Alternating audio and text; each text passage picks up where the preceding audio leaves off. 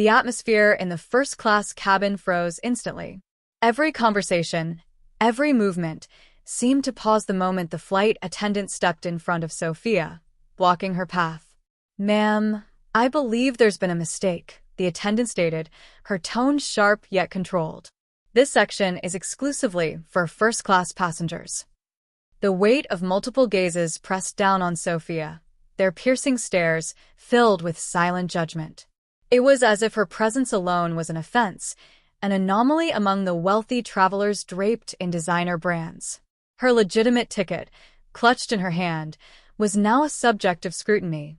But no one, not the attendant, not the passengers, could have predicted what would happen next. Because in mere minutes, the very balance of power in that cabin, built on snap judgments and quiet prejudices, was about to be upended. Eduardo Vasquez, billionaire, primary shareholder of this airline, and more importantly, Sophia's devoted husband, was about to walk through that door. And his arrival would change everything. A test of status. Sophia Mendez, unfazed but not unaffected, instinctively adjusted the watch on her wrist, a sentimental gift from Eduardo, a reminder of their very first meeting. The cool metal against her skin anchored her, gave her strength. At 35, she exuded a quiet confidence, her simple yet elegant dress setting her apart from the extravagance around her. Unlike the other passengers, draped in expensive jewelry and tailored suits, Sophia carried herself with an effortless grace that needed no embellishment. The first-class section of Stellar Airways gleamed under the soft glow of ambient lighting. Plush leather seats, polished mahogany panels, the crisp scent of fresh linen mingling with the aroma of champagne. This was luxury in its purest form. The flight attendants moved with precision, their uniforms pristine, their smiles carefully curated to serve the elite. Eduardo had insisted she take this flight alone. "You deserve every bit of luxury," he had told her, his deep voice filled with sincerity. It was a reward, a small indulgence, for the months of dedication she had poured into organizing a charitable gala. He had planned to meet her at the resort later, once he concluded an urgent business meeting. Taking a deep breath, Sophia stepped forward, extending her first-class boarding pass to the gate attendant. This was a rare moment for her, to embrace the luxury that, despite her marriage, she often distanced herself from. But the moment she stepped into the cabin, the tension was almost tangible. "I'm sorry, but this area is reserved for first-class passengers," a voice rang out, clipped and authoritative. A cold welcome. Camila Reynolds, the head flight attendant, stood tall, her icy gaze sweeping over Sophia's understated attire. There was no mistaking the judgment in her expression. She wasn't asking, she was declaring that Sophia didn't belong. Sophia met her gaze steadily. "I have a first-class ticket," she replied, her voice calm but firm, as she held out the pass. Camila accepted it with only the tips of her fingers, as if the mere act of touching it was distasteful. Her French manicured nails gleamed under the cabin lights as she scrutinized the ticket, flipping it over as if expecting to find a forgery. There seems to be some sort of mix-up," she mused, her arched brows lifting in artificial surprise. Perhaps there was an error in the system?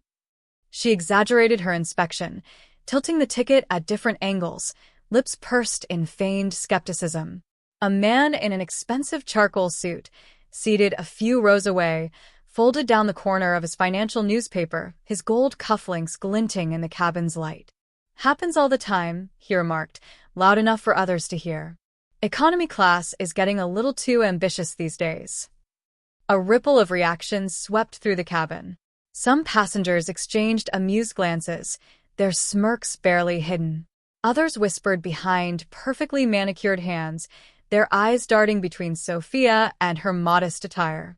A woman, her diamond necklace resting heavily on her collarbone, chuckled under her breath.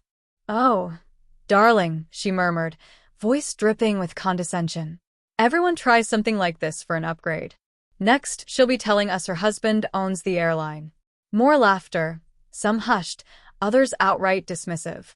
Camila's artificially sweet smile widened. "Let me check if we can find a more suitable seat for you in the main cabin," she offered, her emphasis on suitable making her intentions crystal clear. Sophia felt heat rise to her cheeks, a mixture of embarrassment, frustration, and something deeper, a flicker of anger. Holding her ground, she took a steadying breath. "Please check again," she said evenly, refusing to let her voice waver. "My husband booked this seat specifically for me." Camilla's smile faltered just slightly before she regained composure. "Your husband?" she repeated, feigning polite interest. The woman with the diamond necklace let out a light, indulgent laugh. "Oh, sweetheart, we've heard it all before." She leaned toward her companion, whispering something that earned a knowing chuckle. Sophia remained poised. She had faced prejudice before, but never from colleagues in a profession she once belonged to. Before she was Eduardo Vasquez's wife, she had been a flight attendant herself, one who believed in dignity and respect, regardless of background. A businessman nearby impatiently tapped his watch.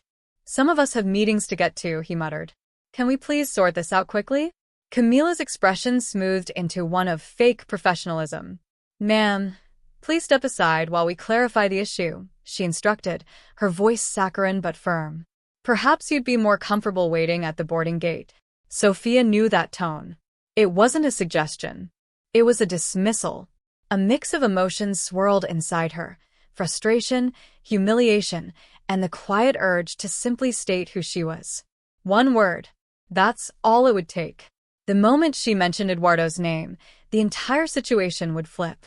But why should she have to rely on her husband's name to be treated with respect? The turning point. Before she could respond, another figure entered the cabin, a man, his presence commanding, his tailored suit effortlessly elegant. The very air seemed to shift as heads turned. Eduardo Vasquez. The murmurs in the cabin died instantly. The same people who had just been laughing, whispering, sneering, suddenly sat up a little straighter. Eyes widened. And Camila? Her face paled as she finally recognized the man approaching with a calm, yet unmistakable authority. The moment of reckoning had arrived. The elderly woman, adorned in what appeared to be a full sapphire set, clicked her tongue in disapproval, her jeweled rings flashing under the cabin lights. A young executive, his fingers gliding over a sleek laptop keyboard, barely managed to conceal an amused smirk. But Sophia stood firm. Her voice was steady, quiet, yet resolute. "My ticket is valid," she said, meeting Camilla's gaze without flinching. "I have every right to be here." Camilla's saccharine smile barely concealed the tension tightening around her lips. "Security protocols, ma'am," she replied smoothly. "We can't have just anyone sitting in first class without proper verification." Just anyone. The phrase hung in the air, heavy with unspoken meaning. Sophia felt the weight of those words settle in her chest. She knew exactly what Camilla meant, what she and the other passengers had already assumed. The implication was clear: you don't belong here. Then, before Sophia could respond, the aircraft door swung open once more. And everything changed. A shift in power. The door opened with deliberate precision, revealing the commanding figure of Eduardo Vasquez. At 6 feet 2 inches, broad-shouldered and impeccably dressed, he didn't just enter the cabin. He owned the space the moment he stepped inside. His navy blue Tom Ford suit, tailored to perfection, moved effortlessly with him, a sharp contrast to the casual ease in his posture. Silver strands at his temples added distinction to his otherwise dark hair, cut in a precise executive style that exuded power without a hint of excess. Silence rippled through the cabin like a wave. Conversations halted. Champagne flutes froze midair.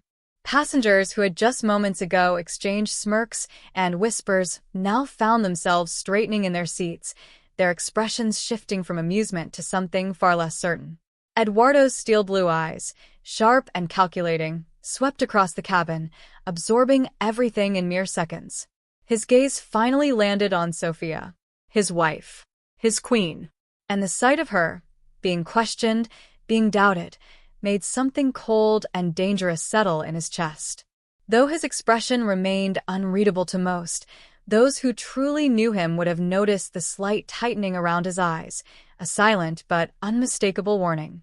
Sophia, Eduardo's voice, rich and measured, carried effortlessly through the cabin.